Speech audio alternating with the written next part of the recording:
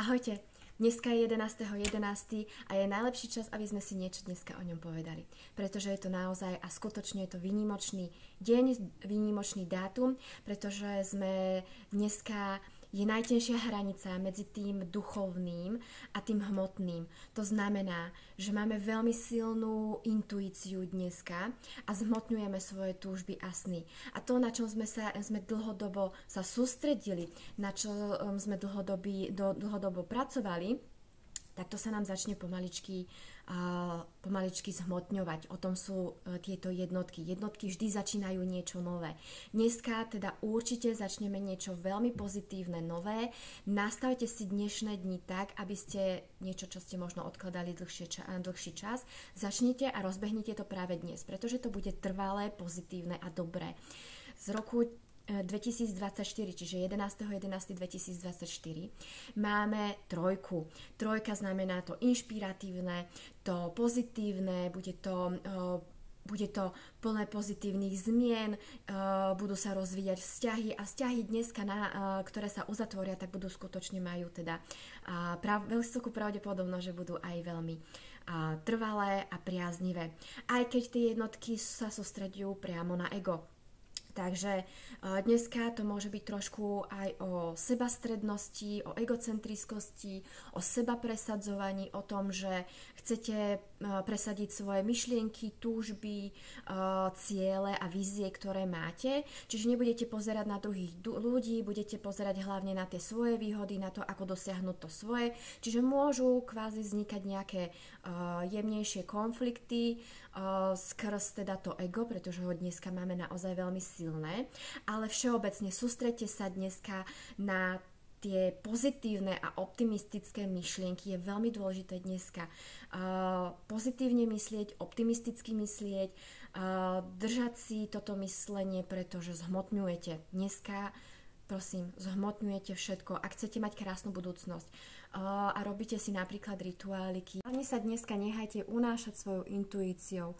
Počúvajte svoje vnútro, počúvajte to, čo vám sa snaží povedať, to, kam vás chce zaviesť. Nechajte sa ním viesť. Prajte si to, čo chcete mať vo svojom živote. Prajte si to, po čom túžite. Dneska sa totiž a vôbec možno ešte pár dní pred dneškom, vrátane možno dneška sa vám niečo ukončí. Pretože jednotky vždy začínajú niečo nové. Takže ak sa s niečím budete musieť rozlúčiť alebo niečomu povedať s Bohom, tak je to dobre pre vás, pretože dneska sa vám začína a môže sa vám teda začať. Môže to byť len na mentálnej rovine, môže to byť len nápad, môže to byť zrodenie nápadu, ktorý dnes skôr budete rozvíjať. Môže to byť nápad, povedzme, sa s niekým dať dokopy alebo začať nejaký projekt, do niečoho sa pustiť.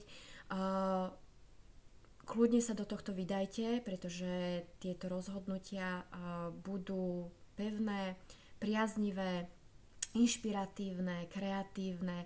Dneska komunikujte, nadväzujte vzťahy, vyjadrujte sa, utužujte aj svoje biznis vzťahy, zavolajte svojim klientom, ako sú spokojní, ako sa majú, len tak, bez toho, aby ste niečo od nich chceli. Pretože dneska je ten deň, kedy takýmito rozhovormi môžete začať niečo nové. Takže dneska vás môžu sprevádzať zásadné zmeny, ktoré k vám prídu.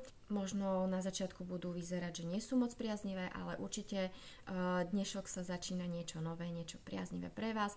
Myslíte na to pozitívne, pretože dnešný deň pohne každým veľmi dobrému napojeniu sa na svoje hĺbšie pochopenie seba, svoju intuíciu, počúvajte svoju intuíciu, prepojte sa duchovne sama so sebou, dajte si dneska vaňu, urobte si taký svoj vlastný priestor, kde môžete mať kľud, pokoj a myslieť len na to, že čo bude ďalej, ako to chcete mať vlastne ďalej.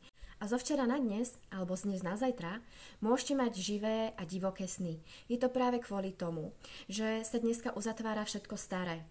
A preto vyčisťujete týmito snami nejaké hlbšie veci vo vás a tým pádom si prichystávate pôdu na to nové. A práve preto, že 11 sú číslo najvyššieho citlivého v nás, Práve preto sme napojení na to najvyššie duchovné v nás a dneska by sme to mali rozvíjať.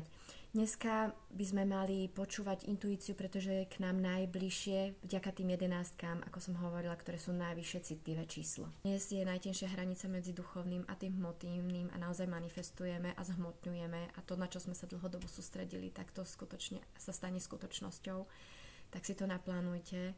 Sústredte sa na tie svoje dobré myšlienky, plánujte si svoju budúcnosť, kľudne si spravte dneska rituálik.